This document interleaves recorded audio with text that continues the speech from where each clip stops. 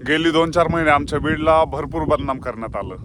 ते मुख्यमंत्र्यांकडूनच करण्यात आलं, कारण की त्यांना बीडचं राजकारण संपवायचं होतं. बीडमधून बनत असलेलं मोठं अस्तित्व उधळण्यासाठी त्यांनी बीडच्या सामान्य जनतेचं वाटोळ केलं. ते अवलंबू शकत होते दुसरे मार्ग, ज्या मार्गातून निधी न देणं हा त्यांचा एक जुना मार्ग आहे, तो मार्ग अवलंबू शकत होते. त्यासोबत ते नेत्याची बदनामी करू शकत होते, परंतु त्यांनी तसं नाही केलं. त्यांनी संपूर्ण जिल्ह्याला दोषी ठरवलं गेलं. तर हे सगळं चुकीचं आहे. एक बीड जिल्ह्यातील नागरिक म्हणून आम्हाला या गोष्टीचं खूप जास्त बाहेर गेल्याच्या नंतर नाही का, बाहेर गेल्याच्या नंतर आम्हाला याचे दुष्परिणाम भोगावे लागले. पुणे, मुंबईसारख्या सिटीमध्ये, सातारा, कोल्हापूर अशा चांगल्या शहरांमध्ये आमचे जे लोक कामं करतात त्यांना एक अपराधी भावनेतून लोकांनी बघितलं.